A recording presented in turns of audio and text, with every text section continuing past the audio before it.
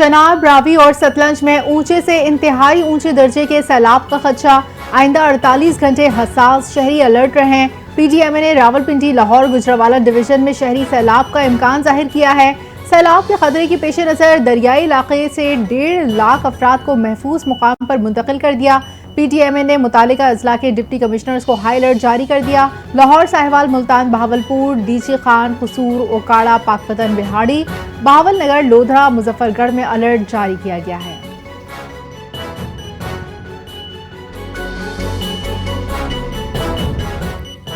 खैबर पख्तूनख्वा के जिला शांगला में सैलाब में जाँ बहक अफराद के वर्सा को 7 करोड़ 20 लाख रुपए मुआवजा अदा कर दिया गया। डिप्टी कमिश्नर शांगला मोहम्मद फवाद ने बताया कि शांगला में 36 जाँ बहक अफराद के वर्सा को मुआवजे की अदायगी की गई। 28 जख्मियों को 1 करोड़ 40 लाख रुपए जबकि 3 दुकानदारों को फीकस 5 लाख रुपए मुआवजा अदा किया गया। डिप्टी कमिश्नर शांगला के मुताबिक बीक मुकम्मल तबाह मकान के मालिकान को फीकस 10 लाख रुपए दिए गए जबकि 220 जुज़वी मुतासरा घरों में से 12 को फीकस 3 लाख रुपए अदा कर दिए गए। अब तक 150 घरों का सर्वे मुकम्मल कर लिया गया।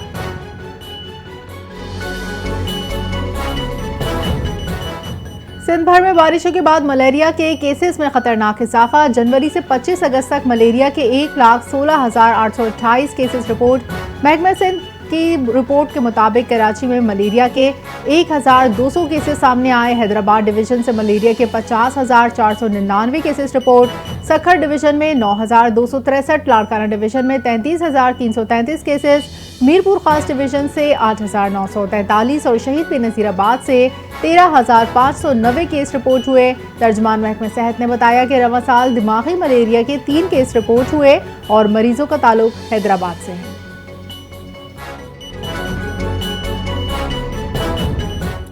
खैबर पख्तूनख्वा के जनूबी इलाकों में पोलियो के 2 नए केसेस की तस्दीक। पोलियो से मुतासरा बच्चों का ताल्लुक जिला टांग और शुमाली वजीरिस्तान से है।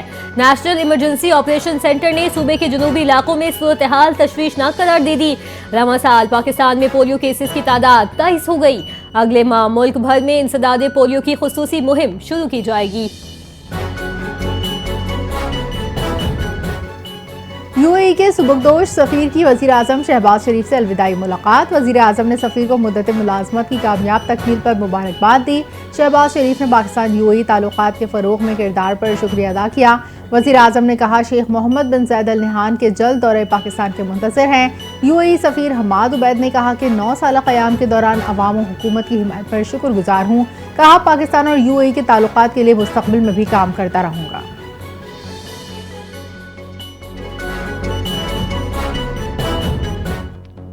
नायब वज़ीर आज़म और वज़ीर ख़ारजा इसहाक़ डार की तुर्क हम मनसब से अहम मुलाकात OIC के 21वें गैर मामूली वज़ीर ख़ारजा इजलास के मौके पर हुई।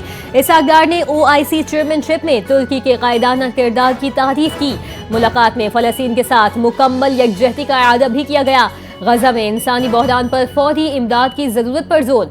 मुलाकात में कसीरुल जहती ताउन को मज़ीद मजबूत बनाने के आज़म का इजहार किया गया।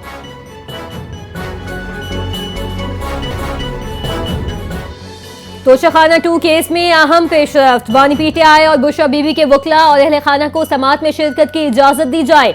अदालत ने गुज़िश्ता समात का तहरीरी हुक्मनामा जारी कर दिया। अदालत का जेल सुपरिटेंडेंट को अमल दरामद यकीनी बनाने का हुक्म। तोशाखाना 2 केस की समात अडियाला जेल में जारी।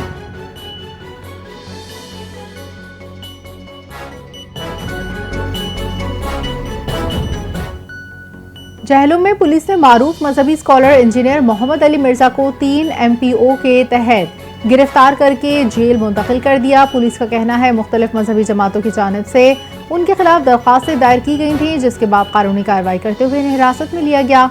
इंजीनियर मोहम्मद अली मिर्जा अपनी मजहबी गुफ्तगू और तज्जियात की वजह से सोशल मीडिया पर काफ़ी मकबूल हैं।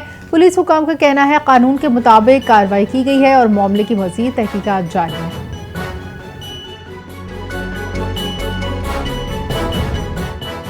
ऑस्ट्रेलिया का ईरानी सफीर का ऐलान। ईरान मेलबर्न और सिडनी में यहूदी मुखालिफ हमलों में मुलविस है।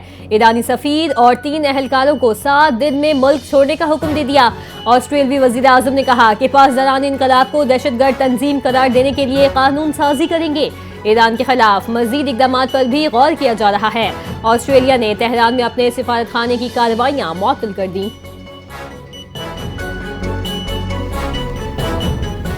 भारत को जहां से सस्ता तेल मिलेगा वहीं से खरीदेगा। अमेरिका, यूरोप समेत दीगर ममालिक भी रूस से तिजारत कर रहे हैं। रूस में भारतीय सफीर विनय कुमार का रूसी मीडिया को इंटरव्यू। कहा, भारत रूस तजर्बा दो तरफा ताल्लुकात और बाहिनी मफादात पर मबनी है। भारतीय हुकूमत कौमी मफादात के तहफ़्फ़ुज़ के लिए इक़दाम जारी रखेगी। भारतीय सफीर ने मज़ीद कहा, ट्रंप की जानिब से भारत पर इजाफी महसूलात गैर मुनसिफाना हैं।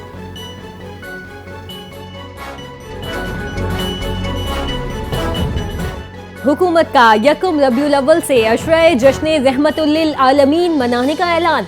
माह रबीउल अव्वल मजहबी जोशो जज्बे से मनाया जाएगा। इस्लामाबाद में सीरतुल नबी कॉन्फ्रेंस मुनाकिद की जाएगी।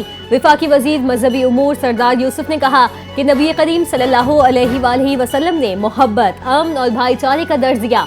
गवर्नर हाउस सिंध में भी ईद मिलादुल नबी के हवाले से इजलास, उलमाए कराम की शिरकत, मुख्तलिफ तजावीज़ पर गौर।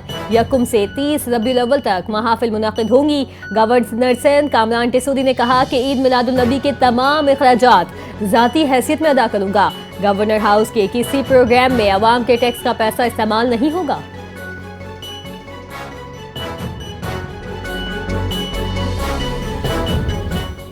थाईलैंड में होने वाली 57वीं एशियन बॉडी बिल्डिंग चैंपियनशिप में शानदार कारकर्दगी दिखाने वाले कौमी तनसाज हीरोज वतन वापस पहुंच गए। कराची एयरपोर्ट पाकिस्तान जिंदाबाद के नारों से गूंज उठा। एयरपोर्ट पर पाकिस्तान बॉडी बिल्डिंग फेडरेशन के सदर और साबिक नायब नाजिम कराची तारिक हसन की क़यादत में पुरतपाक इस्तकबाल। तनसाजों को गुलदस्ते पेश किए गए और कौमी परचम लहराए गए। पाकिस्तानी खिलाड़ियों ने चैंपियनशिप में शानदार परफॉर्मेंस का मुजाहरा करते हुए 5 गोल्ड मेडल्स अपने नाम किए।